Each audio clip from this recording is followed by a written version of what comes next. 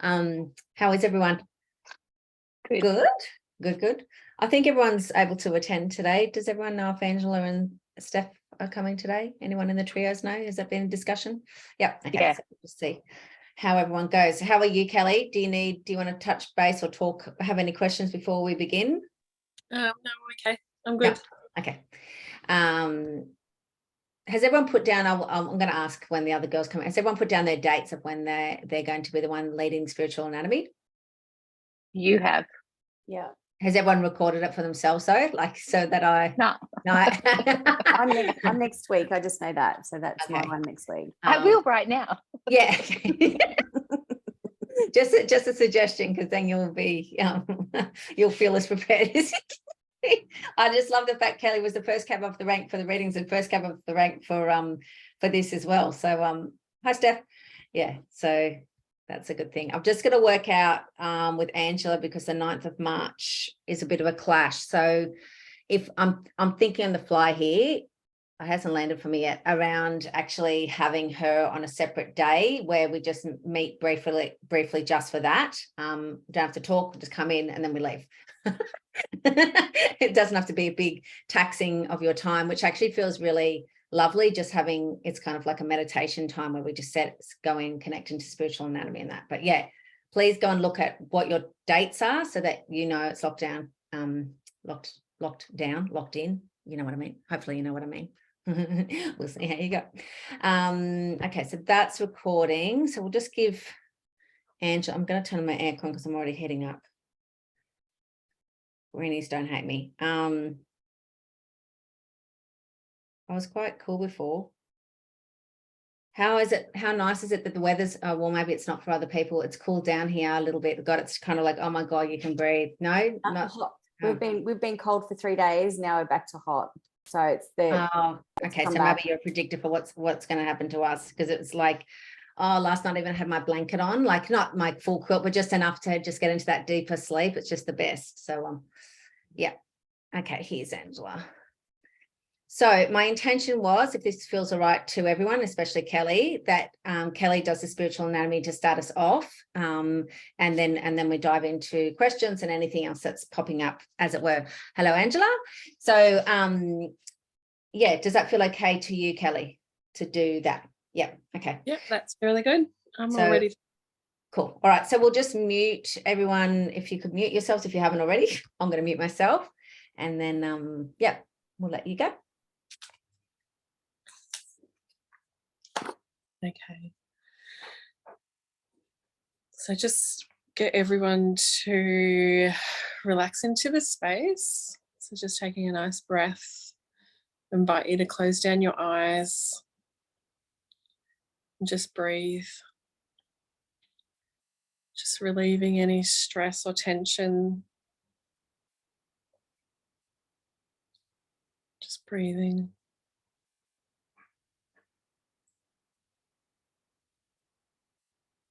We'll start with tuning into the central light column. And just looking at how it looks, how it feels. And if the light is flowing through, if it's getting stuck anywhere, is any stagnant energy blocking that flow? Just bringing your light in, just breathing and allowing that light to move through and release what it's blocking. The light is coming down through your soul star, down your spine, through your chakras, around, down, all the way down to the earth star and into the earth. Just allowing the energy to move through and allowing that light to move and coming through and down and up, and releasing, just allowing that expansion. Processing the emotions that are stored in there. Just really allowing and breathing and just feeling into how that feels for you and how that looks.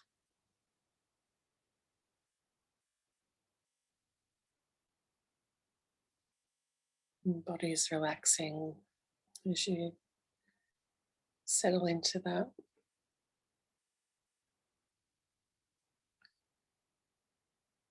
Just want you to tune into your central nervous system. Just feeling into the trunk. I see it as a white trunk. You may see it as a different color. Just want you to tune into the trunk of your nervous system. Just feeling into each side of which one is more vibrant and which one is not so vital, not so strong.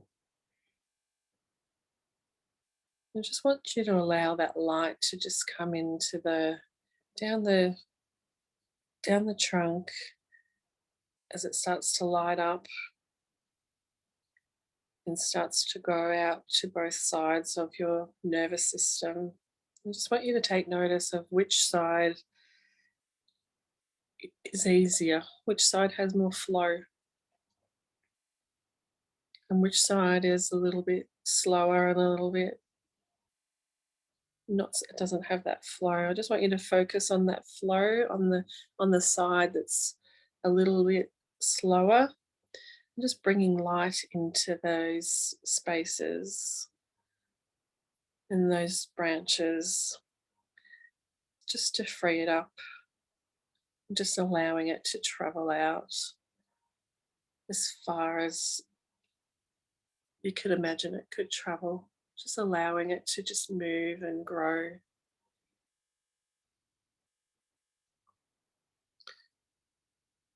And then focusing on the other side that is a little bit more vibrant, allowing the light to move into those spaces, allowing the branches to move and grow and travel,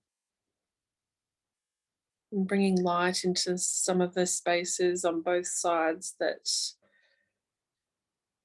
are a little bit curled and hidden and hiding, just bringing some light to touch on those places just to start to unravel, start to get movement and light.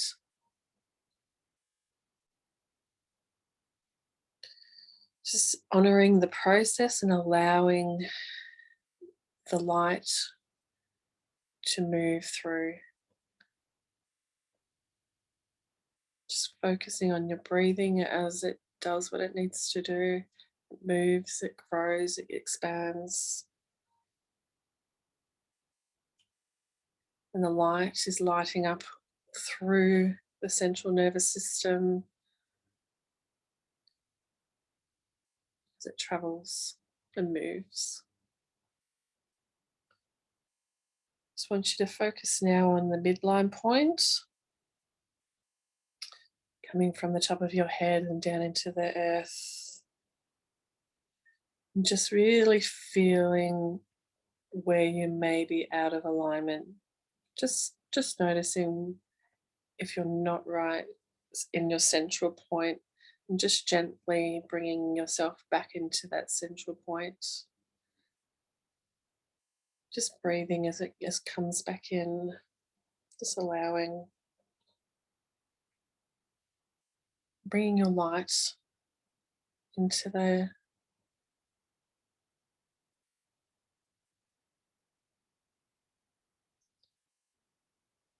DNA is moving around the midnight point. It's coming down from above all the way around and just moving and coming around all the way down into the earth. You can feel them all intertwining and working together, just breathing and gently allowing the lights lighting up all through the whole central light column, central nervous system. Midline point has brought you back into center, into that balance, and the DNA is lighting up and surrounding and spinning. Just feeling into how good that feels, being in that space. Just your light growing and expanding, moving out, being in that home space. Just feeling it and breathing.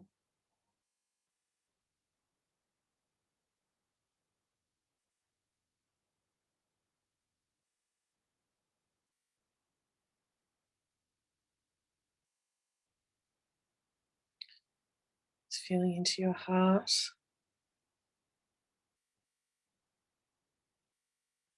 And your gratitude for today, for this practice, and being able to lead you through such a beautiful, beautiful practice.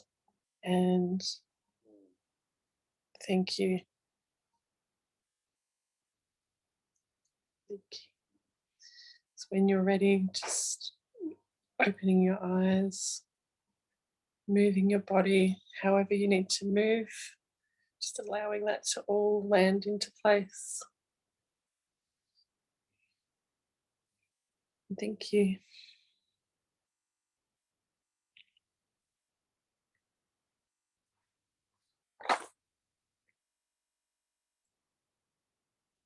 I'll just ask everyone to write down anything that they saw, anything that they felt throughout that process, anything that's coming up for them as well. Whether it be insights of what you experience as an individual or in witnessing a colleague or anything else that's coming up through there. Thanks, Kelly. That was really, really beautiful. I'm just going to let that land for me before I speak too much because I'm just in process. I've never actually had someone lead me through it before. So you've just popped my cherry. Woohoo! Kelly! You could have told me, lucky you didn't tell me that beforehand. That would have been too much pressure. That's probably why I didn't do it. Yeah, it's really, it's interesting. I don't know if anyone's had that experience of imparting something, then someone else reflecting it back to you or going through that process with you. But it's, yeah, sitting in the position. I mean, I can imagine it and empathize with it as much as I can sitting in the space that I am, but you can't because you're not that. Do you know what I mean? So I really appreciate the opportunity to sit in this space with you in that way and see and feel the way that each of you do it. And I really invite everyone to take the ball and run with this. It's, it's a protocol and it has steps and it has all these processes to it. It definitely does. I really encourage you to keep them in there 100%.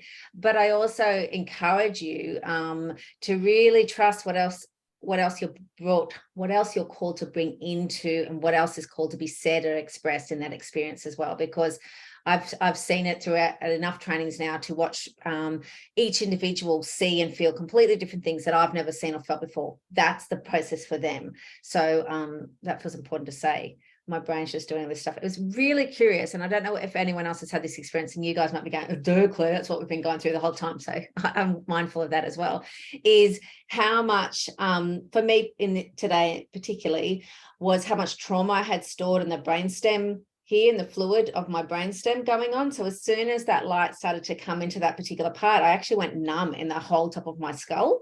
Anyone else had that experience at all? Just a Claire thing, lucky me. But it's giving me information about how significant this can be. It makes me want to cry for some reason.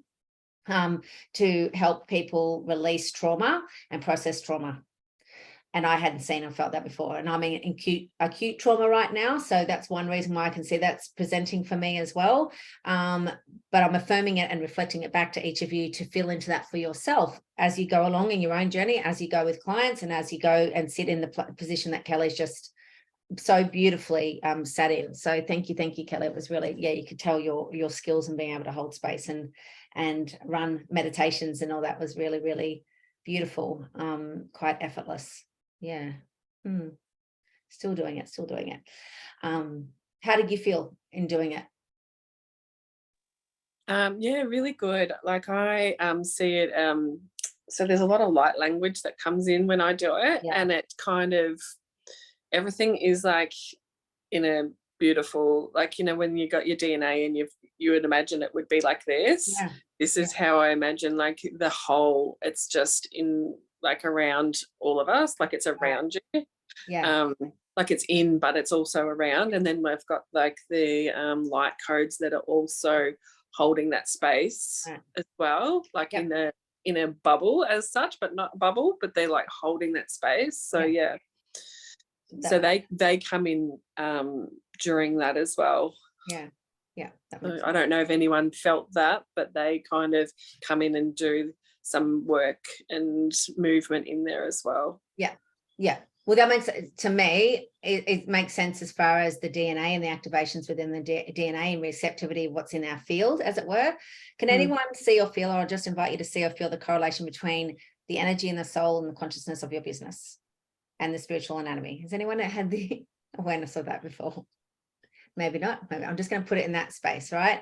What I will invite you to do later on down the track in the group is to write down your impression or perception or translation of what each of the anatomies represent or what they're here to do. So what does the spiritual anatomy as a whole represent, or what can it support you with or others with? What does the central light column represent? What does the nervous system? Now, nervous system, you can write down the classical interpretation of nervous system if you wish to. If that's grounding for you, I invite you to do so. I also invite you to look at what the nervous system in this particular practice represents and what it is there to support people with and you with and all those kind of things, and the midline point. We've had this discussion before, but generally what we tend to do is which one do we gravitate towards the most? I'm generalizing here. So if you're like, nah, I only gravitate towards one, and that's barely, if any. But generally you have two that you gravitate towards and one that you don't. That's what I've seen as a rule. If that's not you, that's okay. You don't have to stick to the rules. But yeah, curious. I invite you to look at that. Which ones are you gravitating towards and which ones are you having an aversion to or resistance to, for whatever reason that might be? You don't even have to know the reason why that is. I'm just bringing that subject matter up. Yeah, okay, that's all settling in. Does anyone have any shares or any reflections on that? Yes, Nicole.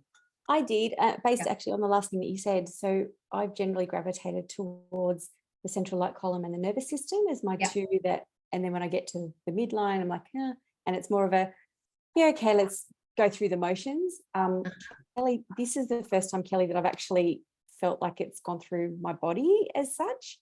And the bit that actually activated that was when you said, I want you to feel what it feels like when you were talking.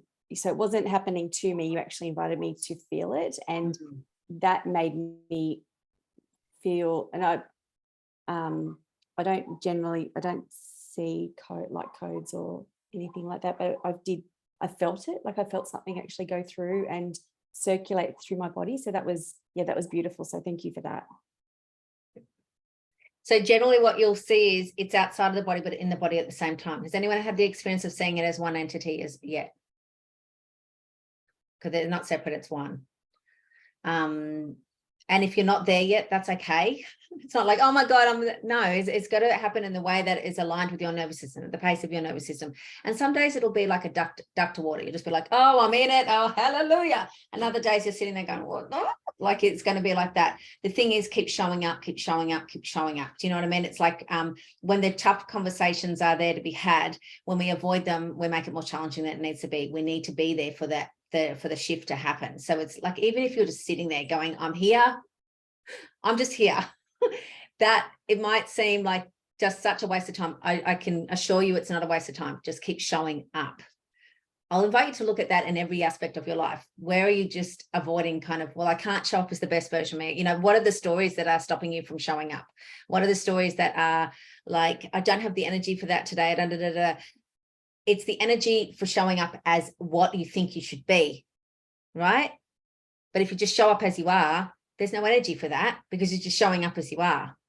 Does that make sense? Or was that very Dr. Seussian too far? Yeah. Okay. Because sometimes I know that the way I speak sometimes it's just like, double Dutch. Yes, Kelly. So yeah, so when I first started to do, like, everything was like separate, like it was in different parts. Yes. And the more I do it, it actually is just, and similar to what I said before, you know how the DNA is going around, it's like everything is in this one column and the DNA is just wrapping around, holding all that in that one space. So that's kind of where I've got to with myself. But with when I've done it with you guys, it's done it, but I think it's done it as a bigger container for everybody. Right. Yeah, so I think that's why it got so big, because normally it's very small for me, like it's just all one together. Yeah. So I don't know if it's just made more room for everyone to fit in. I don't know. That makes sense. Yeah. What I will ask everyone, because you'll get to a certain place, and if I'm going to reiterate it again, okay, all right. If this isn't where you're at yet, it's okay. But generally what happens, I'm generalizing, I know I am, is you'll just see it with your eyes closed. You'll just be there all the time. You'll just be able to access the feeling of it all the time. It's not like on off. And that even if you're already there, please keep doing the practice. You might go, Claire, what's this thing? I've seen it long enough. I've worked with it long enough, and I've seen it with my clients, and I've seen it with people that I've worked with that have taken the ball and run with it. How phenomenal it can help you in everything, every part of your life, like life-changing. And I'm not saying that like tooting my own trumpet. It's a gift that was given to me to impart to others. And when you take the ball and run with it, anyone can feel that right now. It's just like, and so I'll just affirm that. Good, I've affirmed that. All right, otherwise I'll keep going. Yeah, all right. I just want to, Cassie was talking about generational trauma too. Yeah, as far as that, which 100%, yeah, that's all presenting in that way. Anyone else want to share before I start answering any questions or anything else that's coming up that you're like, hey, this is going on for me, or that brought that up for me, or anything else? Excuse me. Yes, Stella. Excuse me. Hello, everyone. Hello. Love you all. I could actually see it as 3 separate parts. Yeah. But then when the DNA came in, it was all one. Right. And it wrapped around all of them. And that was so beautiful. I've never actually felt and witnessed it in such a way. It was like I was seeing it in a very different way that time than when I do it myself. Yeah. It was in color this time, not in black and white, which is, I think, quite strange for me because I didn't notice that I was seeing it in black and white before. Whereas now this time I saw all the color in the DNA strands. And for me, the nervous system is always white as well. Mm-hmm. And I do see the other bits come in as well that you were talking about, Kelly. I do light language as well. So I see a lot of all that come in, and that started immediately as soon as you started speaking. All of that started buzzing in from the top. So it was just beautiful for me. I loved it. Thank you so much. So may I ask, when you do you do it on your own, or you're listening to the recording, or I'm just curious. I used to listen to the recording a lot. Yeah. But now I do it on my own. Yeah. And I'm managing okay to do that now on my own. Yeah. Now that I've got it all in place, it took me a while to actually get this right in my head, only because of the hand. Yeah. That bloody hand. Yeah. Yeah. Because I'm very thin. So, the hand was always outside of my body, that midline point. So, I did see it outside of my body all the time. So I had to kind of move it back in. And I would say it's fine that it's outside of your body. It's Yep. the illusion of the body and the way that we think the body is. Yeah. I'll say it like that. Yeah. So whether you're thin or you're larger. I think it is wider. Yeah. As I sit here, rolls around. Yeah, like it's anatomy is the same for everyone.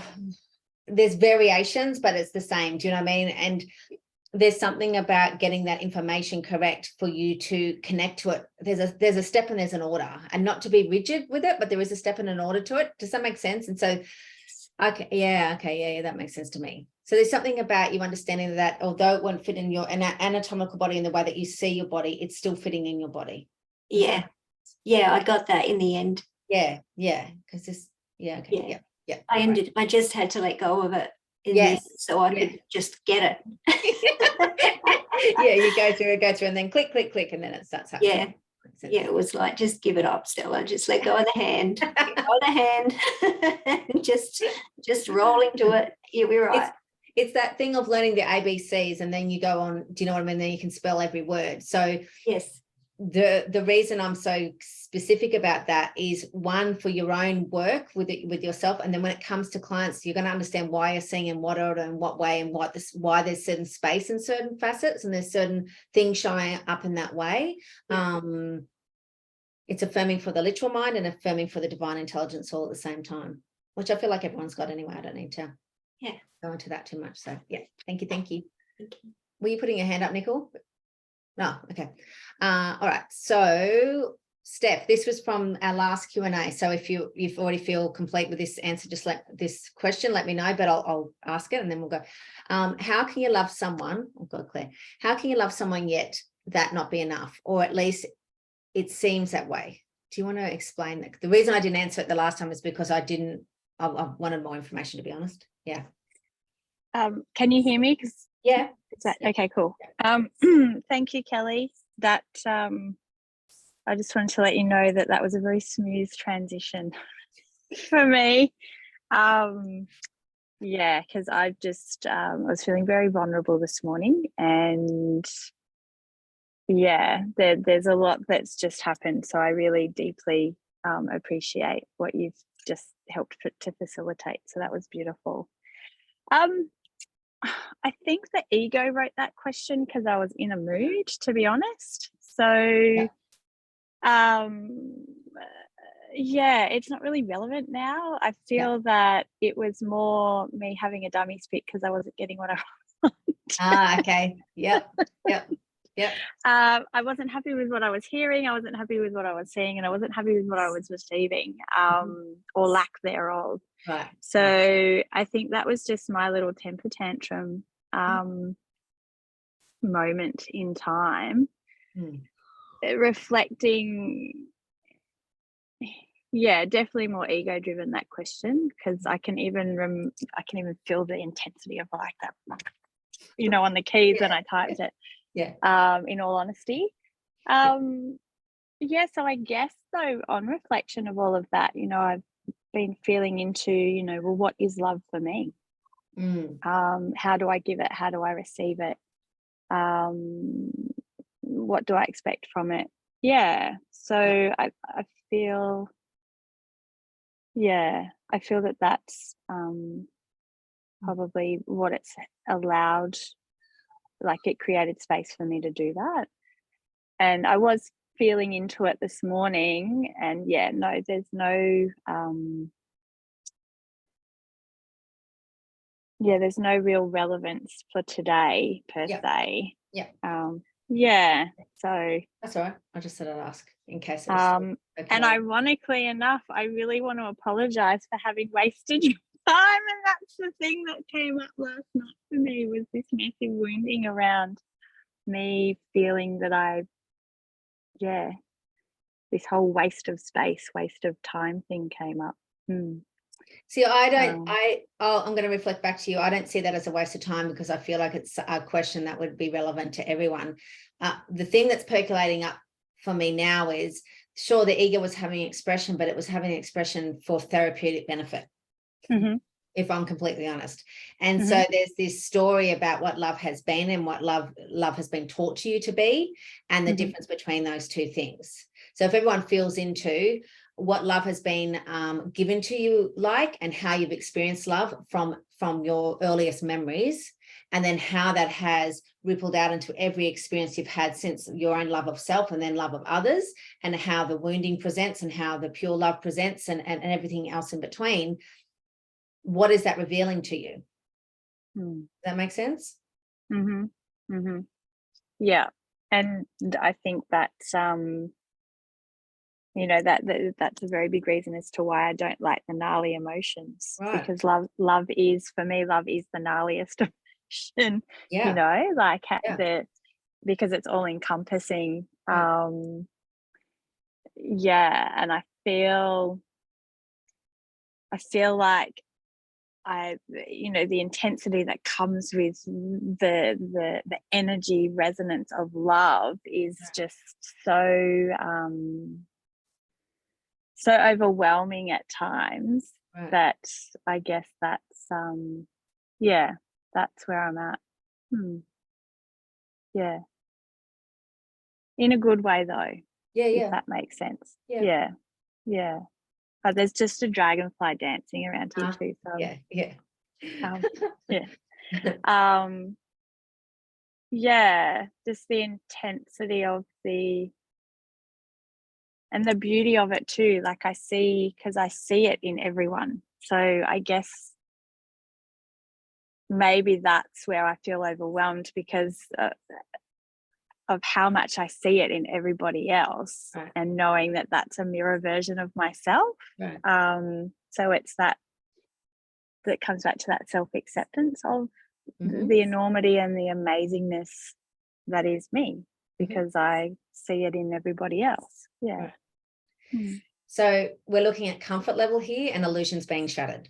So I'll put it in those terms. And when we look at love as we've known it, and then we look at the reality of it, there can be a big mixture of emotions that come up with that. There can be illusions shattered of, I thought I was feeling loved then, and you kind of go, did I actually feel loved then? And sometimes you go, yeah, I really did feel loved. And then you go, fuck, I didn't feel loved. Have I ever felt loved? So you can have those big questions that destabilize you completely, knock the wind out of you, right? And this is, I was reflecting this back to Steph yesterday about, and I've said it to all of you, is whatever you're not comfortable with to navigating your own life, it will come up in sessions again and again and again. And you will get frustrated and you will blindside yourself and think that you're failing at what you're doing. But what you're not doing, and it's not a failing, it's just an experience, is meeting what is called to be met. You know what I mean? And it will feel like it slaps you upside the head. It'll just be like, oh God, this again, and it will show you every face of it, every facet of it, every element of it. And you'll be like, plodding on, you go, oh fuck, it's that again. Do you know what I mean? And you will watch, this is where the spiritual anatomy comes in again. I will say it again. You'll watch it and it will come up, and you'll go into your pattern of, and you'll try and retreat and try and skirt around it, just like your client is.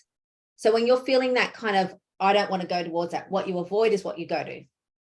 So if you're feeling that big avoidance and thing, walk towards it and speak on what you're feeling and saying. You might say, I'm terrified right now. I can feel so much fear. It's not funny. I feel like I'm going to cry, or I'm going to explode and shatter into a million pieces. Articulate it. Find the words that you're feeling. And that's going to feel vulnerable for you, because you're going to be like, I don't want to talk about how I'm feeling. You're speaking about how you're feeling, because that's what they're feeling, and you're feeling all at the same time. Does that make sense? Absolutely. And it's just dropped in regarding the whole anger thing, because the anger is associated with the love, right, or lack thereof. Like after we had our session last night, I was like, yay, I've got something to continue working with. And I went straight for the bottle of wine. I was like, I'm not ready. So I avoided completely. And then this morning I was lying in bed and I was like, oh, come on, you've just got to, come on, you can do this. And so I had to call in my team, and I asked them to take me to the point, the crux of where anger and love, met, like right. And it was what my mum said to me. Yeah. So we worked on that, and I went down and I gifted it to the ocean with love. And yeah, that's why I'm really grateful for you all holding me while I'm in such a vulnerable state right now. So thank you. And I'm a bit proud of myself because I It's big. didn't hide from it. Yeah, it's huge. Yeah. And I guess then that means that the question was, yeah, it did need nurturing, because, you know, it made me wonder, well, you know, Mum made out that she was always, you know, that she always loves me. And then how can you say something like that to someone that you love? Like, yeah. So that's it. That's the moment. That's the anger. That's the enormity of it all clashing together, I feel. Yeah, so I'm glad I acknowledge it now.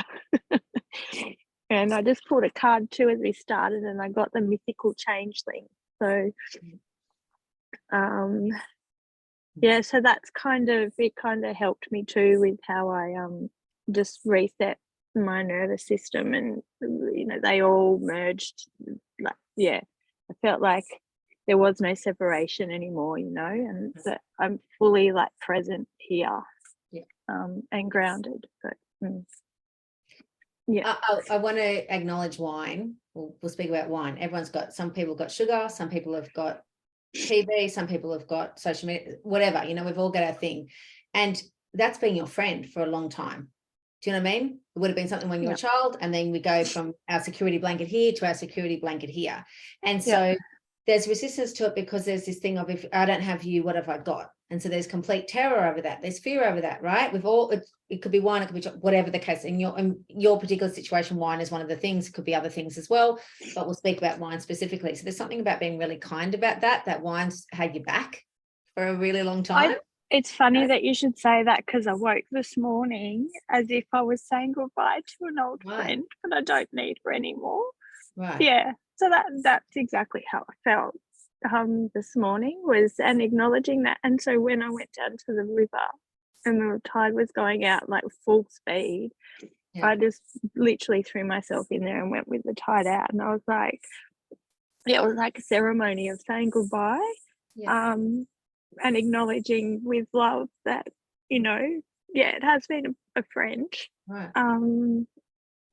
But I feel ready to move on. So so it's funny that you mentioned that, because that's exactly how I felt this morning. It was like our last hurrah before she's off on an overseas trip that I might not never see her again, you know. She's found a man and she's off to get married and live in Iceland, and it'll be, you know, a long time between drinks, so to speak. If ever. So so thanks for reaffirming that, because that's exactly what it felt like this morning. I'll also say this to everyone here, myself included, and you, Steph, is the thing of, as humans, we like a nice, neat, wrapped up thing. Oh, now it's complete. This cycle is going to come up maybe for the rest of your life. And we can belittle ourselves of, I should be here. I should have this sort of, is this back again? Do you know what I mean? And we can have cyclic grief. We can have all of these kind of things, especially when we've got wounded of the mother wound, or parental wounds, right? We can have grief when they're still alive, and we can have a grief when they're dying. We'll have double whammy grief because that hasn't been wrapped up in a nice little bow, and now they're dead as well. If I say it really bluntly like that. And so there's this thing of being really kind and compassionate with yourself, and really starting to understand that yourself on every level. And so when it comes to your clients, because you can feel the pressure of wanting to have it in a nice, neat little wrapped bow for them by the end of the session. That's not our job. No. And it's not our job as individuals either. So you're going to do a lot of, and you are doing a lot of work now, and you'll have shifts in the way that you're meant to have shifts. But it will come back up again in a different way. And there's something about really allowing that compassion to come in. Do you know what I mean? You know, they want me to bring you back to everyone here, back to people pleaser, and how much love has been conditional up until this point. You know what I mean? From others, from ourselves. If you do that for them, then you get the love. If you don't do that, then you'll get the lashing out, or whatever the case may be. Does that make sense? And if you've had that pattern happen throughout your life, that's the cycle of pattern that you have with the love that you have with yourself. It's conditional. Does everyone know what I'm referring to? Yeah. Yeah. And we Yeah. can hold ourselves hostage with that. And that's exhausting, to put it mildly. Do you know what I mean? We don't even realize we'll have narratives in our head saying things like that to us. Do you know what I mean? It's definitely a pattern in my thing with the whole, you know, I love you, but what are you going to give me in return? Or I've done this for you, so therefore you have to do this for me. It has definitely been or if you don't do that, what is the fallout going to be? Because quite often we'll do things to attempt to prevent what has happened in the past. Do you know what I mean? And then when we don't do that, we think we get a momentary of relief, but then it's kind of like, not only is that going to happen, now I'm going to get that on top of. What's the point? You can see why people get so defeated and kind of go, what's the point? I'm going to be just annihilated or abused or whatever the case may be, again and again and again. So it makes, you know, this is where psychology of individuals that you're working with is really important to understand. The more you understand your own psychology, the more that you'll be able to support people in theirs. So you might go, what is this energy work and this kind of work got to do with psychology? It does. We're bobbleheads. We're all walking around as little bobbleheads all the time. Yeah. All the time. And we'll get Definitely. caught in that and we'll think, I'm not in my head, I'm not in my head. And then we'll look back and go, oh shit, I was in my head. And that's okay. That's just the way it is sometimes. So yeah, I'm glad you're having all those awarenesses and shifts, and it's deep work. Deep. It's not like I'm feeling fantastic. No, you'll feel tired and shit and emotional for a while, and you'll think, well, I don't want to do this, but yeah. I know it was a big effort for me to put a bra on so you didn't see my nipples. Oh, that's funny. Nicole and I were having conversations about bras just a minute ago. Sorry, Nicole, you can tell. Am I allowed to say? Oh. I normally don't wear a bra at all to these sessions. Why do you think it's always up to you? But I bought my first 5 bras, but first in 10 years yesterday. So I've got boobs. They're not sagging. They're not one big boob. They're 2 beautiful boobs just sitting nicely. Self-love, baby, self-love. No, if you don't want to breathe, you don't have to wear bra undies, so you can do your thing, whatever's comfortable. No, let them hang if you want to. No, I can't wear bras anymore. I used to wear the big push-up bras, the big thing, and now mine are just like, they're just so they don't give me black eyes, basically. So it's completely fine. I couldn't even, not facts. Yeah. All right. Thank you, Steph. Beautiful. Okay, Cass.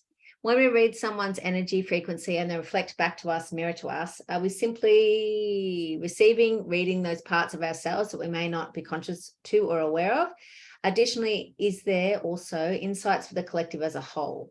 The reason I ask, after doing the volunteer reading, I got a mild migraine symptom, which was a lot of pressure in my head and in the shower. Some awareness has dropped in. After sharing my understanding with the group, the pressure was immediately relieved. So I'm going to do, because this is when my brain works bottom up. So I'll start with the bottom and then work my way up. This is interesting that I was having that conversation with Nicole the other day. I don't know if anyone noticed that conversation happening with Nicole when she was talking about her migraines. And I was saying, I can't remember what conversation part that was in. I can't remember what the... It was you were asking me to reflect on what I thought it was from, first of all, like what was it, where was it coming from, and then we sort of went on from that point. Yeah, because you know, any physical presentation is emotions or energy being held onto, right? And when your channel becomes more open, or you consciously are more aware of your channel being open, what will happen is you'll have conscious downloads and literal energetic downloads. Even if you're not conscious of it, they'll happen, and you'll get this thing of energy going, and you're like, like, what do I do with it? And so if you don't allow it to flow through, whether it be shared with the world, whether it be shared with yourself, or channeled or earthed out, it can cause physical presentations because the energy has been held onto. Does that make sense? 100%. Yeah. Yeah. So it's like the release of the pressure cooker, and then it's flowing out.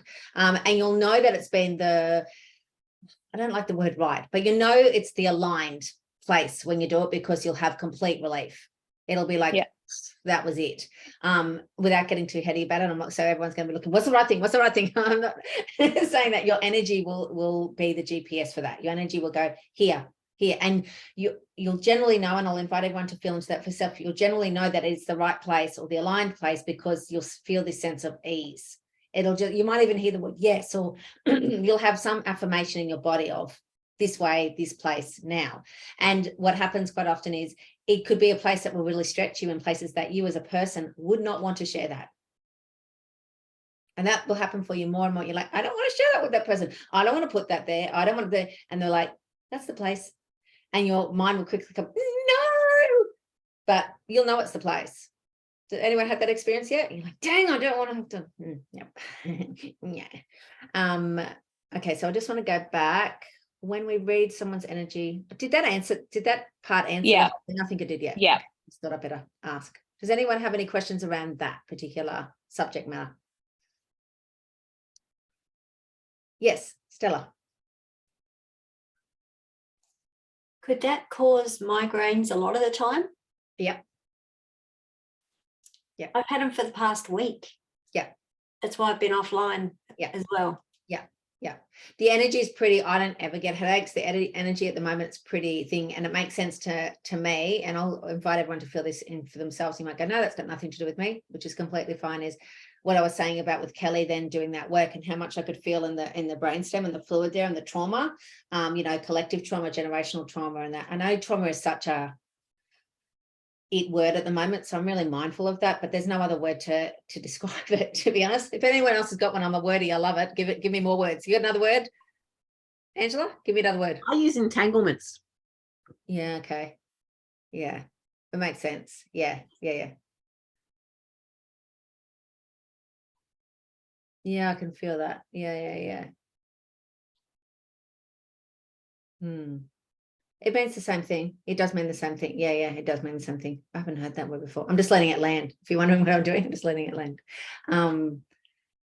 Yeah, there's this thing of the energy has been funny at the moment. Has anyone noticed the energy at the moment? I wrote a post on it yesterday. It's tricky energy, but I don't mean like tricky as it's a trickster. I mean, it's kind of like you're getting a lot of information happening on a really conscious level and an unconscious level, and it's kind of like epiphanies and ideas and all this kind of stuff, but there's no traction or timing to move forward with it as yet. And so what happens then is this thing of it's a really reflection back of how are you processing and working with your own energy?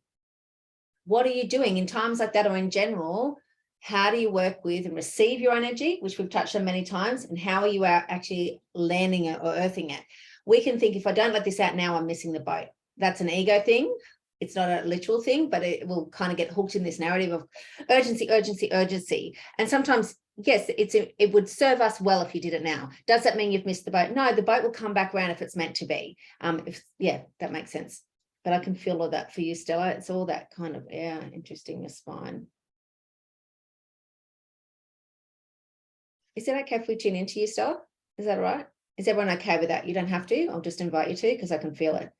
All right. So I'll just invite you to, if you wish to close down your eyes, take a breath. And just ask energy that doesn't need to be here or is programming, conditioning, or anything else, just to leave this space now. Notice how you feel before those words and after those words. That's better. There she is. So if anyone wants to share what they're seeing or feeling, please do. Sage just had a big release. I'm just going to say that. Oh. I can feel it up the right. It might be a left or up the right hand side of my spine, right up into my neck, into my head. Yeah. Like it's so tight. Yeah. It's so tight. Right. So I'll just get you to check in, Cassie. Is that the starting point? No. Okay. So just ask to be shown or feel into where the starting point is. I automatically want to say my heart, but I think it's lower than that as well. There you go. Okay, just stay with that. Can anyone else see or feel what Cassie's referring to? Saying something completely different, which is completely fine as well. There it is. Okay. So can anyone else see the thoracic? Yep. So that's where I'm seeing the main pressure. That's the biggest buildup. Stella, can you feel that as well? Where's the thoracic? This is where I'm terming the thoracic, but anatomy is not my God. You have to see my big bum. Sorry, that part, which is the thoracic. Oh. Is that where everyone else would term the thoracic? Yeah, there it is. Yeah, the whole part. So it's going around, and it's like a vault, for lack of a better word. It's like you're in traction. Interesting. Yeah, that's how it feels. Yeah. Like a corset, an old-fashioned. Yes.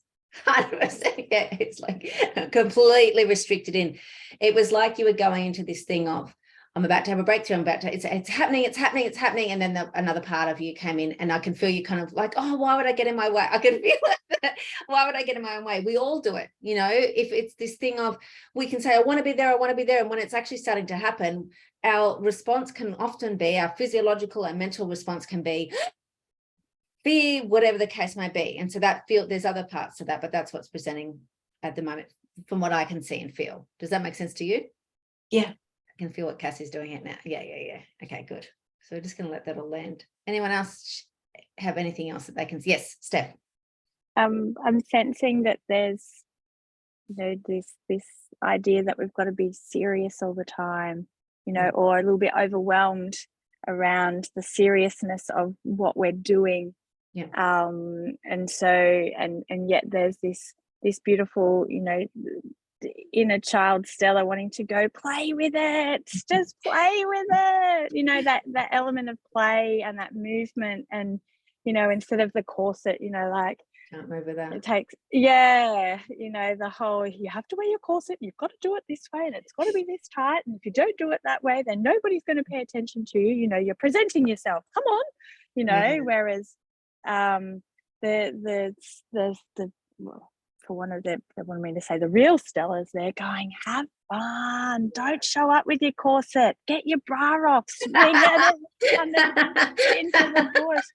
There's that real, like, the wild child is wanting to come out. Yeah. But there's this sense of like, am I actually allowed to have fun that way? Like, is it going? So that's sort of how I was feeling, and I definitely felt it, like right at the point where, if you look at the heart and the right at the pointy bit, so I've got my piggy nose out, getting right the core of it, and so I invite you, Stella, if you feel that you're ready to just invite a bit of play in, however you feel comfortable, with that, and see where it takes you. It might even just be, making your own Play-Doh and then just having it there while you're doing something, because it's, so that's what I got. Yeah, beautiful. Can anyone hear Stella's brain when Steph was saying all that kind of stuff? Sorry, Steph, you know what I mean? This kind of thing, because one part of her took it and the other part was like, I don't even know where to fucking fit that in my life. How's that even going to work? So you gave a really practical things of starting for her to just that was so perfect, Steph, because it was a simple little, it's the simple little things that make the biggest changes. And so that thing of, I'm just going to sit here with Play-Doh or whatever it is rolling in my hands, is this thing of, I'm present to it, I'm engaging with it, but it's not overwhelming her, so she's not going to get flooded by it. But the brain, correct me if I'm wrong, Stella, is, I don't even know how to fucking start with that. I don't even know where that version of me is going to fit in my life. I don't know whether I'm going to be accepted or rejected, and there's more fear of being rejected than accepted. And there's avoidance to change, and the fear is, it's change in general, because the fear is, if it's too big a change, then the life's going to fall apart. We all have that version of those fears sitting within us in a variety of ways. Does that make sense, Stella? Yeah. So this is where we feel into, can you feel that, Stella? Can everyone feel what's going on for you right now? Where that energy that she's processing right now and sitting with right now? There you go. Okay, she's letting it. Yeah.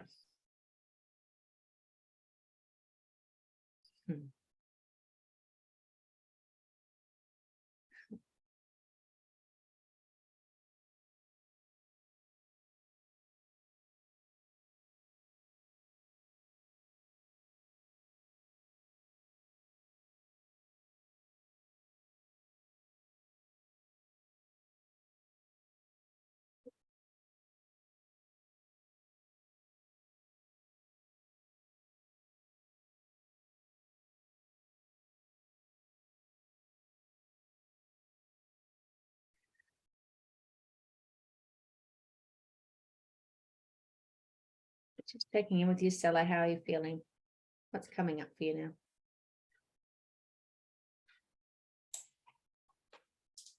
now? There was overwhelm.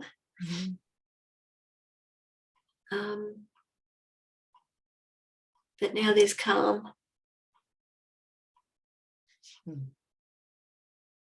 Thanks, Steph. Thank you, everyone. I do get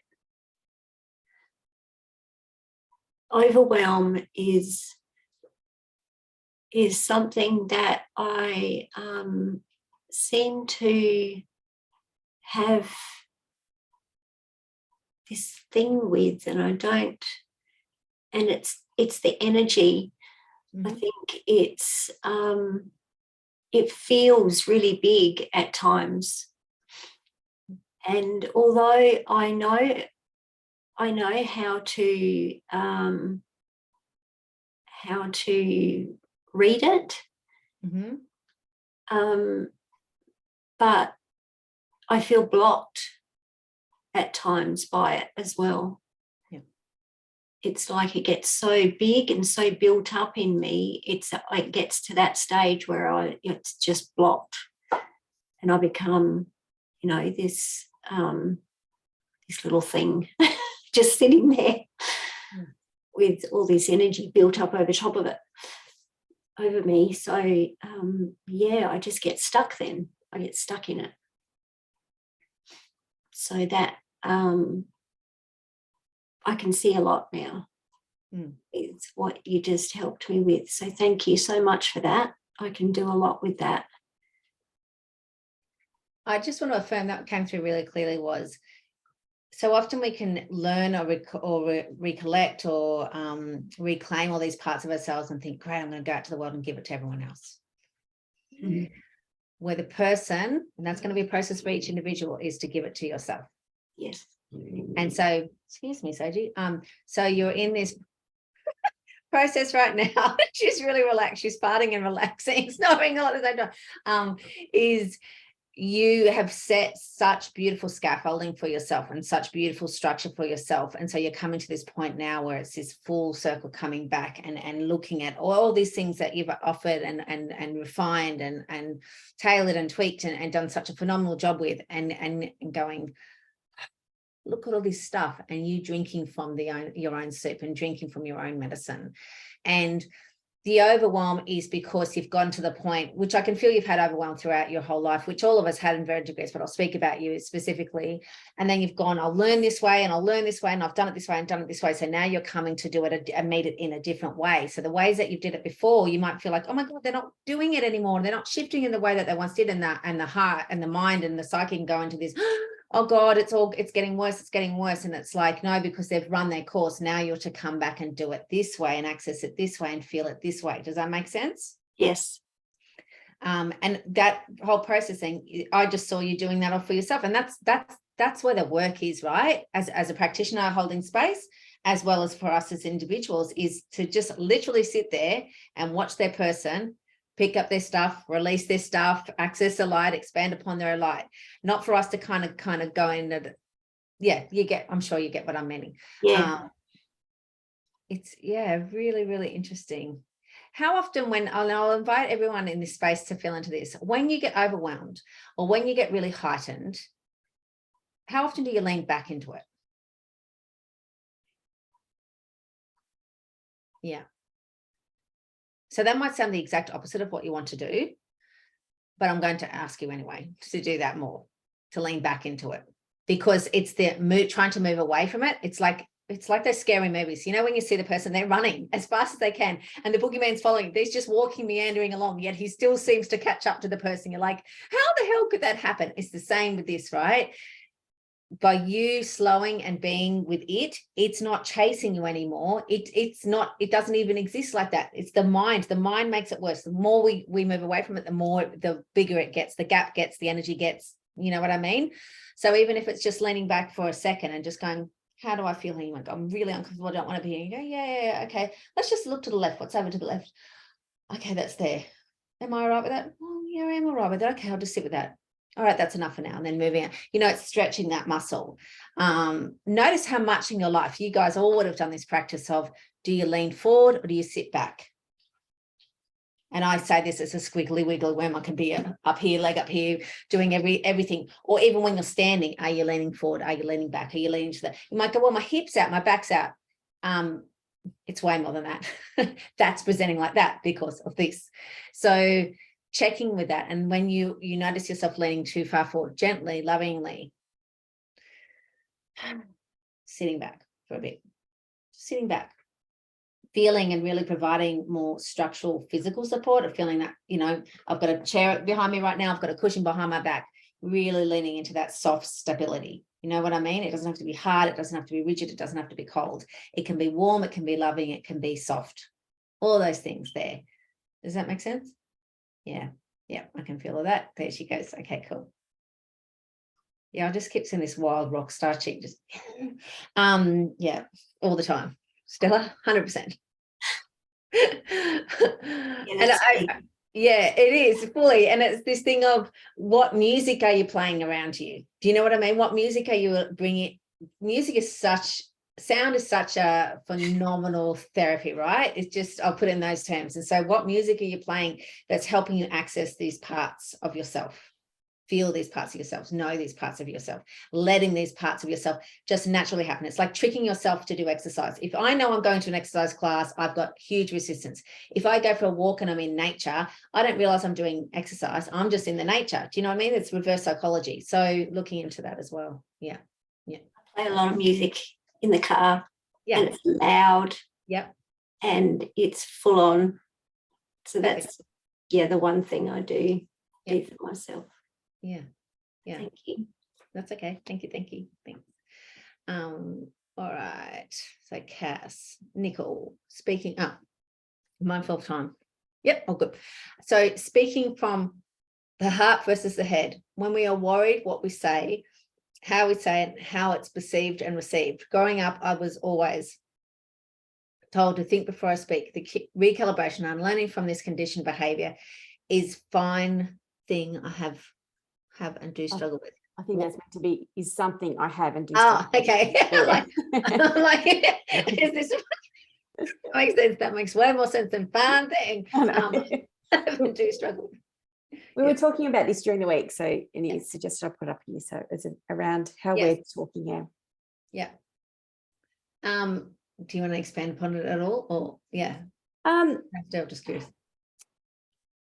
So it was more of a reflection of when I'm doing lives, and I think I'm talking from my heart, but then it's coming across as probably more intellectual than a heartual, and then the reflection of why is that, and then going back to thinking about conditioning and how I've been taught up. It was always think before you speak, like it's always think rather than talk from the heart. So there's that shift, and so first of all there's that shift from think before you speak to speak from the heart, and then it's the words for me can sometimes get muddled between the two because I'm trying to both be and do. It's quite difficult. So it's like trying to soothe the beast. And it really is. That's what it's like. Shh, beast. Shh. I'll feed you, and then I can talk. So it's this constant stop start. So no wonder there's uncertainty in that expression, because it's this thing of you can't please both. I'll say that. The mind will be appeased once the heart is informing it. So if you continue to offer opportunities for the heart to speak, then the brain sees the value in it. Up until then, the brain will think it's right and keep affirming that it is right and keep telling the heart to shut up, because it doesn't value what the heart has to say, because it hasn't seen proof that what the heart has to say is of worth. And it's been affirmed for us in our everyday lives by those around us that only the brain's language is of value, and only you, when you are speaking from that place, are of value. So there's resistance to doing it because there's complete fear of rejection. Does that make sense? So there's this waiting for the brain to be quiet for the heart to speak. Well, the thing is, the heart will speak and the brain's still going to be there while you're talking. And that could be forevermore. Yeah? Does that make sense though? Yeah. Yep. it's the, and it sort of leads on to the next one, because I want to start talking, in my Right. socials. I want to start doing, but Right. there's still this, and I think I'm getting caught up with the headiness. Right. That is, that the head is still leading from the heart. And then it's, well, if I speak from the heart, what the fuck am I going to say? Like, it's just. But you won't mean, know what to say, because the brain will know what to say. The brain will have an agenda and will know what it wants to say. The heart will just speak. Yeah. And that's It where doesn't it's have hard. a plan in that way. And that's where it's hard, because of the think before you speak, and 30 years of corporate life of make sure Right. you've positioned your messaging, make sure you do all these things so that the audience knows what they're talking about. And now I'm saying, Right. oh, I'm just going to talk. How's that? And that's, I even now, like I'm struggling. Yeah. No, I totally I get can it. feel it. You don't have to throw the baby out with the bathwater. And I'll reiterate, the heart is valuable. The heart is fucking awesome. The head, sorry, the brain's fucking awesome. Like, go the brain. The thing is, give the brain a task. Use its tools. So if you're wanting, some people work like that and some people don't. So what do you need as an individual to feel as stable and supported as you can? And if that's writing down, I have the intention of speaking about a blue elephant out on Mars. I'm going to speak a blue elephant and how long has it been there? And you write down your bullet points or however is going to support you in a very structural, masculine way, right? Right. And then if you get on there and you start talking about a dog from Venus, so be it. So be it. Yeah. You still might bring the blue elephant Mars into the conversation along there. Sure, you might, but it's that thing of just as when, no, so left to send what I'm talking about, but it's getting you out of your head. If there's a reason behind that. So when it comes to doing your sessions with clients, right, you might write in this whole conversation all this kind of information and not even use it in the session. It's still valuable. It's still set the scaffolding and the structure for you. So the thing is, and I was having this conversation with Angela via text the other day, is what could you bring into the space that's going to make it softer for you, gentler for you, supportive for you? And a lot of us, myself included, have been like, I'm right, I'll be right. I'm fine. Like, I can do this anyway. Another part of me going, I just want some essential oils, or I want a cup of tea, or I want a piece of chocolate just there to nibble on along the way. And a part of me will go, what do you need that for? The other person's going, I just really want it. I really, really need it. And the body will show you again and again and again. I wrote on this today, actually, how often we override the body. The body's screaming at us. You don't want to talk to that person. You don't want to do that thing. And we're like, yeah, but I have to. Like, it'll give us sometimes we have to, don't get me wrong, but in a lot of cases we don't have to. And the body is like, get out, get out, get out. And we just keep going, I'll be right, I'll be right, I'll be right. And then we wonder why our body's just hitting the brick wall or presenting with chronic anxiety or mental health presentations. Do you know what I mean? We've been conditioned to go against our bodies, especially as women. Yes, agreed. So I don't know if anyone's joined the dots. There's an intricately interwoven connection between that here as well. Do you know what I mean? To speak from your heart is the ultimate rebellion. It's going against everything you've been conditioned or taught, and has been taught and conditioned through every lineage that you've got on all sides and all areas. And the heart will say things that the persona will never say. Yeah. Ever. And there's this thing of wanting yourself to be comfortable and looking for, I'm comfortable, so that affirms this is right. Where 9 times out of 10, it means it's wrong. They sound like I'm going opposite directions, but bear with me. Does that make sense? Yeah. And being in IT, so IT for 30 years, that's just men. So it's having to push all of that heart-centered stuff aside, because that was not the done thing. So I know I'm getting in my own way. So I recognize that. It's just, it's just. There's something too about really seeing the value of what you've done. It's not like, oh, we're going to put that aside now and then I'm going to do this. That's coming along with you. Yeah, I do value, I do value that. So I actually do value it. So, and I think that also might be part of the challenge, is because I do value it. I don't want to seem like I am devaluing it by pushing it aside. So it's how to work in a balanced way. Yeah, it's working with it in a different way. Yeah. And rejigging it and tweaking it, not because there was anything wrong with it, but because you're wanting to bring more things online and more things into your presence and more things into your life. So that's one of the ways to do it. Yeah. Okay. I'm cool with this. Does that make sense? Yes, we can move on. Nick, an area I'm really still learning about is using moon energy. Being in the full moon tonight, I can feel the surge of energy in me, but I'm really not sure how to work with this. We talked about this in trio, but I'd like to learn more. So what I would say to you, my experience, and I'd love everyone to share if you've got an experience, I would say you do, is so many things in spiritual realms are generic. So might be a really taboo thing to say, but they're fucking generic and they're limiting. We've just kind of replaced religion for spirituality and spirituality for religion, and there's dogma in every single thing, and we get infiltrated. It's the human condition that we look for dogma to help us feel stable, a diagnosis to help ourselves feel, oh, I've got control of this. So full moon generally, it's got the letting go, new moon is manifestation, all that kind of stuff. I'm just going to call bullshit on it for a moment, not because it is bullshit, it's part of our heritage and all that kind of stuff, but it's the only way I can say it for today in the way my brain's working. Because for me in my own journey, I have found sometimes at new moon, that's when I want to let stuff go. I just do. That's when I'm feeling like I want to clear my space. I want to let stuff go. And I want to manifest on the new moon, on the full moon, where that's generally where you're letting go. Does that make sense? Yeah, I don't even know this. So this side of it, what you're talking about, Okay. that I don't even know. So I'm Okay. basic bitch. Like I'm really basic bitch in this area. Okay. There's a very, very kind of snapshot of, there's so many levels and layers to it. I mean, I'm very conscious, and I say this not disrespectful. I'm very conscious. I do not like religiously, but I do work with the cycles and seasons. I am more active in summer. I do plant the seeds in spring. I do rest over the winter months. Like I do work with the cycles and seasons in that way. But this is where that energy discernment, energy congruence is. How are you feeling in that season? How are you feeling in that phase of the moon? Sure, go and educate yourself around all those kind of things if you wish to, if you actually find that of value to you. There's this thing of what's that saying? I'd rather work with an apprentice that knows nothing than an apprentice that has their history. It's actually one of your gifts, Nicole. I will say that. You see it as to your detriment. I actually see it as one of your gifts because you're like a clean slate in certain ways. So you can create and tap into it as you wish to and how you wish to. We can do that. Doesn't matter where we are on the journey, just because we've got other layers and other bits of information we can tweak and tailor and drop and add and as we wish to. But I'll speak to you specifically is are you tapping into things because you think you should, because it actually is that energy discernment and it feels like it's going to be of value to you? The bit you said at the very start has actually given me such clarity. You know, we've replaced religion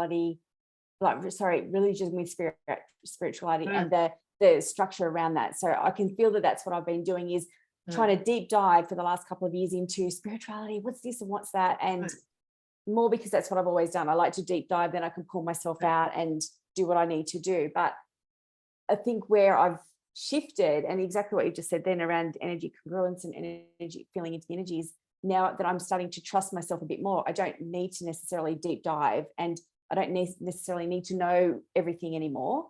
I can feel into these things and go with how I want You to. will know it though. Yeah. See, that's where your channel is. You'll receive the information from the call, the phone that you're picking up at the time, because that's the information for you, through you, of you, to whoever. Sometimes it's just to yourself, sometimes it's to others. I'm not saying don't go and get educated or go and do trainings. If you're getting a ping to do those things, go for it.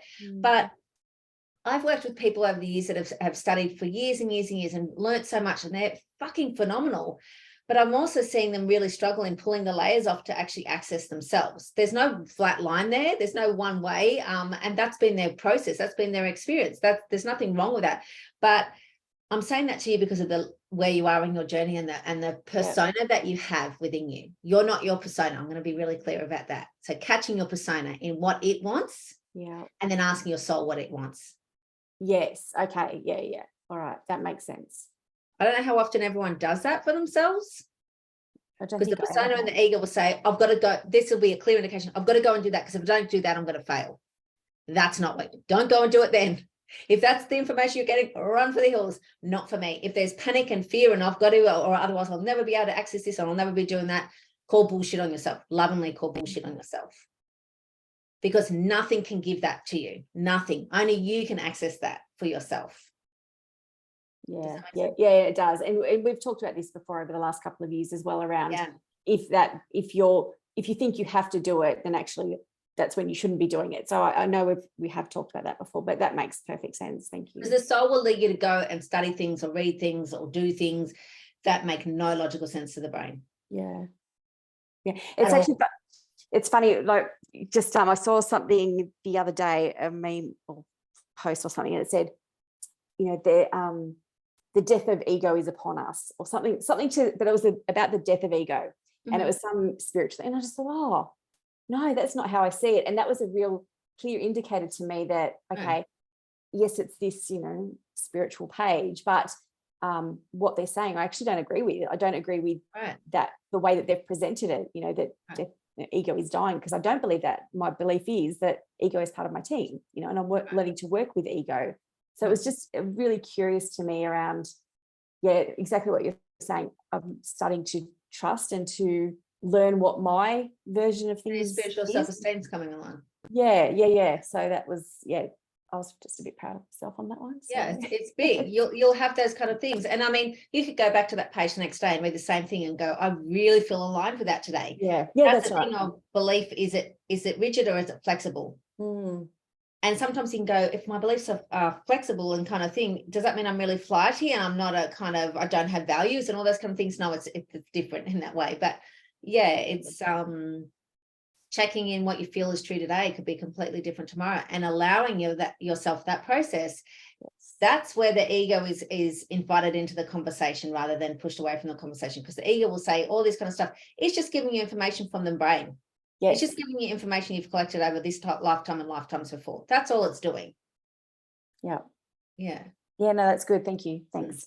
Does anyone else have any other questions? Yes, Angela.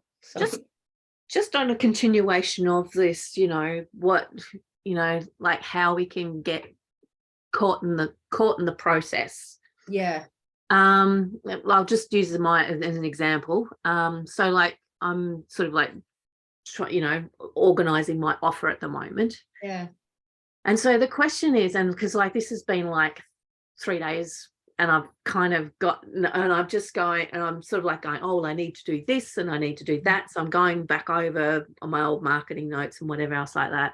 And there's part of me that goes, yes, some of these things are really helpful.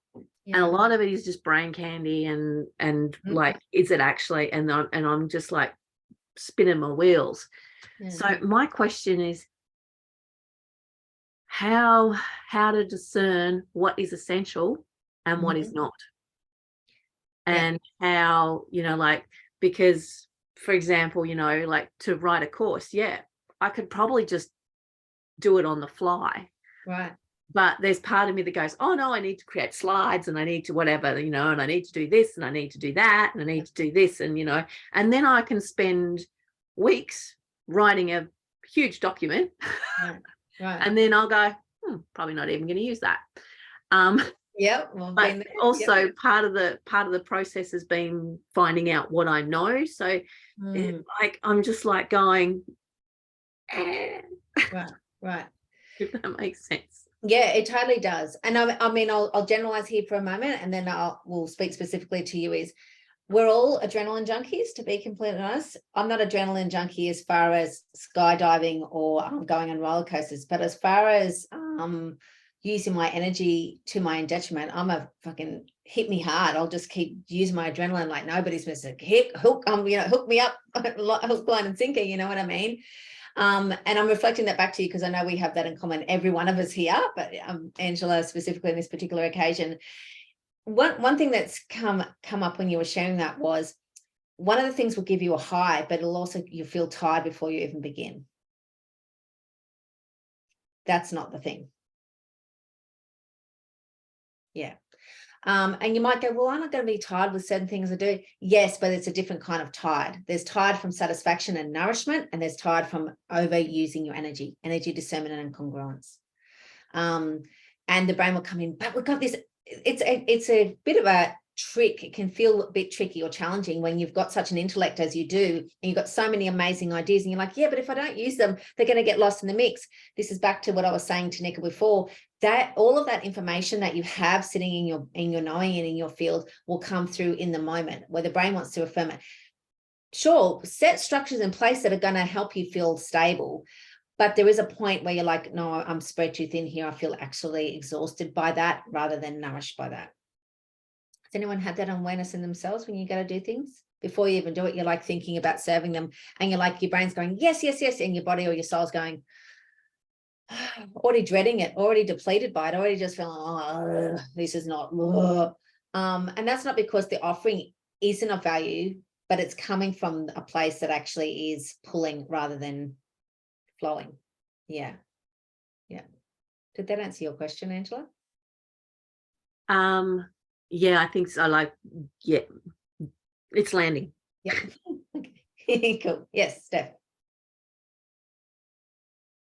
And I've had just sharing on my experience with creating a course, or, you know, because I've thought that what I'd created was how the course was going to run, and I found a group of beautiful people that agreed to be my what do you call them, my prototype.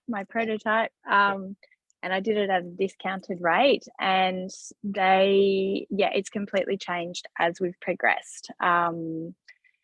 So, and I'm now, so I'm just like speaking that maybe you want to find a group that you just want to, you know, with their permission, I guess, play with. The word play is coming up, just play with and see how it organically unfolds and what motivates you and sparks you, because that's how I've that's how I've found I've been led to through the creative process of the course. So my idea at the beginning definitely has a I can just reflect on it, you know, there was no energy, there was no motivation. It was just this like, I have to do this because I've been guided to, but I was coming at it from a different, I was coming at it from more a head space than a heart space. And then there's that procrastination that comes in, and, you know, the overthinking and the energy leaks, and then it's the whole too hard basket, feeling overwhelmed, shut down, I look silly because I said I was going to do it. So I don't know, you might want to play with that and see if you're happy to have like a skeleton, you know, dot point, and then see how it unfolds with a small group of people. See, procrastination is another big thing, is procrastination, but still doing stuff all at the same time.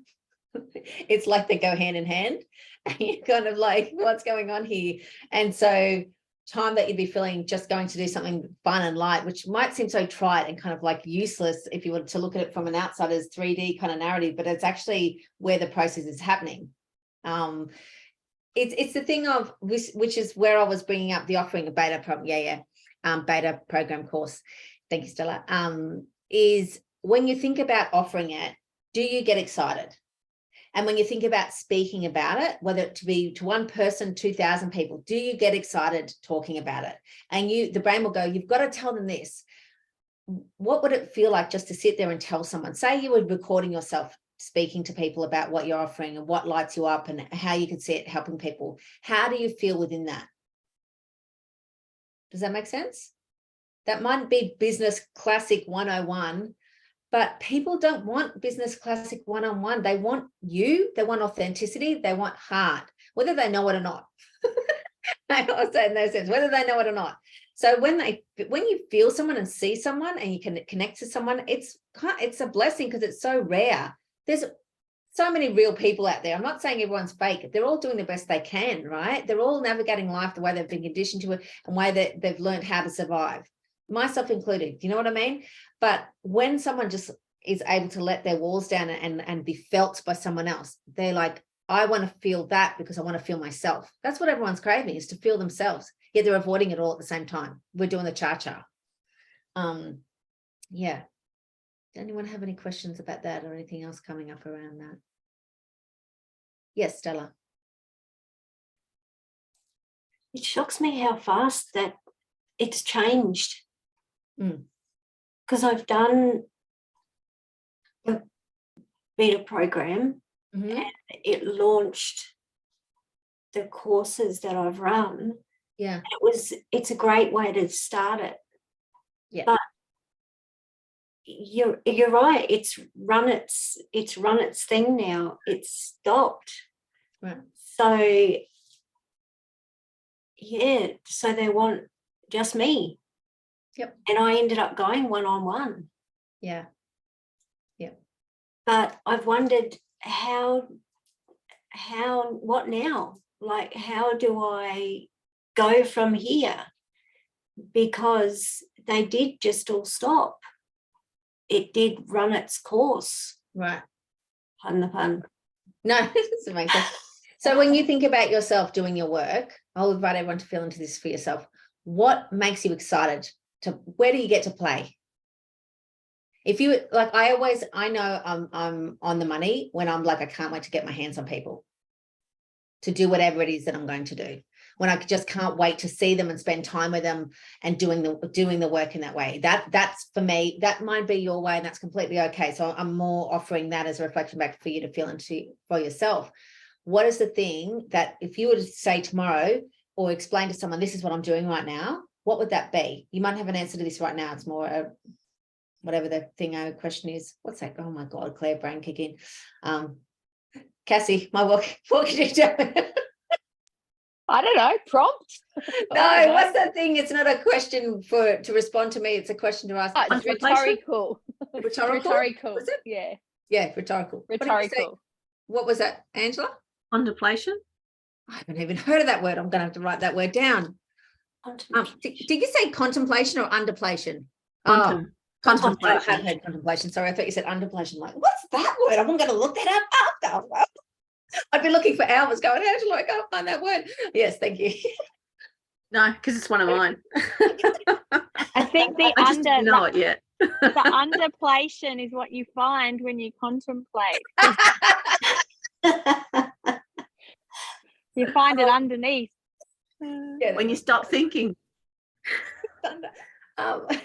Yeah, so feeling into that when you think about telling your friends or telling your husband or telling whoever, I'm doing this thing right now, I'm working with these people and we're doing this, what would that be? You know, what comes so often we discredit what we do naturally. We think we have to go and learn all these things and teach what we've been taught. What is it that you do naturally that's coming out of your wazoo that you just think everyone says to you it's so good and you're just like, you know what I mean? It's not right. Because it's so normal to you. You don't think anything special of it. But other people, I know that I've had that happen throughout my whole life. And I'm just like, and I still do it. And not to be derogative or unappreciative to others, but it's just me as a person. So what is that about each of you that you just do naturally that's effortless, right? What could you do in your life that's effortless and easeful and sparks and lights you up? That you'd be like, this is too easy. I shouldn't be getting paid for this. Do you know what I mean? In morals and integrity and all those kind of things, but I'll put it to you like that. It's like I could do this with my hands tied and lying down and having a little sleep. I'm not talking about being lazy, but just to give you the yeah, that's what it's here for, because the people will feel the ease in you and go, huh? That's how it's done. I just have to show up. I can just show up and be me. It's like, yeah, that's all it is.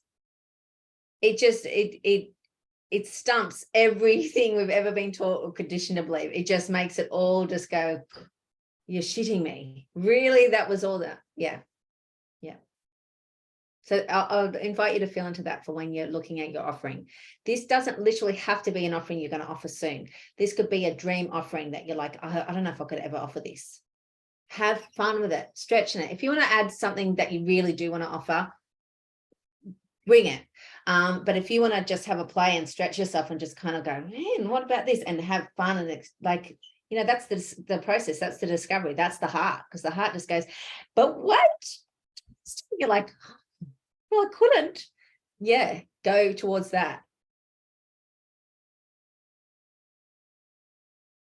What is the thing that you think about speaking to your mother-in-law or to your aunt that just thinks you're a nut job, that you'd say out loud, that you're just like, oh, I just wrote all this stuff and just share this, and you just sit there and go, okay, you just shared that. And you're rocking, you feel like rocking in the corner, but doing a little dance all at the same time. Go towards that. Yeah. because we just hide. I was going to put this post in the thing is, how often are you hiding in your life? Yeah. How often are you hiding, and how often is the opportunity to come out to no longer hiding? You're like, no, I'll just keep hiding. Yeah. Nicole. This is, and I've only got a couple of minutes left. It's actually what's been on my mind for the last 2 or 3 days is I've got the two offerings that I want to do, the one-on-one and the group. Like it's exactly what you're talking about, that excitement, that effortlessness, Right. it's all there, but it's this, coming out again. Like I feel like I'm always coming out. And Yeah, that'll be, that's a process. Yeah. oh, fuck it. That process doesn't stop. It's kind of like, what's that? The wardrobe and Narnia, the cupboard keeps going on. That's the process, right? You keep coming out, keep going, because it's your layers, you're multifaceted. Yeah. That's the way it's going to be. Yeah. And I've had offerings where I've been sparked and lit up and they just haven't had traction. I still know that's got value in it. Do you know what I mean? And it's this thing of sometimes it's like offering a circle and one person shows up. Still offer the circle. Yeah. Still show up. Yeah. You're showing up for yourself first. You're asking people to show up with you and for them and all that kind of stuff. Until you're doing that for yourself, no one's going to show up for you. Yeah. Just yeah. Thanks for that. It's always such a joy having these Q&As. No, but it's yeah, I know what you mean. No, yeah, it's that stretching of the muscle. Keep going. Yeah, that's the thing. If you go to posting and you think, fuck, what if so and so reads it, and you go post. Yeah. That's where you're stretching yourself. If you're not feeling that a little bit with some of your offerings and some of your posts, you're hiding. Yeah, okay. Plain and simple. Yeah. I'd like to just draw back to when you said, Claire, rebel and speak from the heart. That word rebel for me was like, yeah, because, I do like to go against the norm. So why am I so petrified to rebel and speak from the heart? So now it's like, okay, challenge accepted. Right. It's not chicken with carbs, which I've done before, but that's ignited something in me. It's triggered something like a positive, no, I feel that. Yeah, I can feel that. Yeah. So because I was reflecting upon it and the things that I share in trainings that I'll say in trainings, but I'd never say out to the public, general public, for fear. I've got a really debilitating wounding of fear of retribution or attack, because that's been my life. So I've got that in my trauma response is that. And so, I'm not going to say you're not going to have those responses. If you've got certain traumas and certain triggers, that's going to go hand in hand, but that's part of working through it and changing it in a way. Hence me going back to spiritual anatomy and nervous system work. So as you do that, you're doing it appropriately. You're not flooding yourself. Yeah. Yep. Because you'll have the pendulum swing between trauma to